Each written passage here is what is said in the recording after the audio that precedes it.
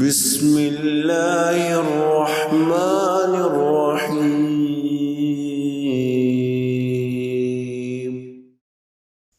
آپ صلی اللہ علیہ وآلہ وسلم کا ارشاد ہے، میانہ روی اختیار کرو اور سیدھے رستے پر رہو، کیونکہ تم میں سے کسی کو اس کا عمل نجات دلانے والا نہیں۔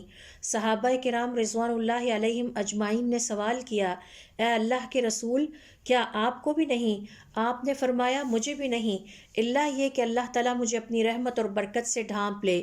اہل علم کے مطابق جنت دراصل اعمال کا بدلہ نہیں بلکہ اللہ تعالیٰ کی خاص رحمت ہے، کیونکہ بندے کے نیک اعمال اللہ تعالیٰ کے احسانات کے مقابلے میں انتہائی حقیر ہیں، بلکہ نیک اعمال کی توفیق بھی اللہ تعالیٰ کا احسان ہی ہے۔ نیک اعمال کا مقصد اللہ کی رحمت کا حصول ہے، جس کے نتیجے میں جنت بھی مل جائے گی اور جہنم سے بچاؤ بھی ہوگا۔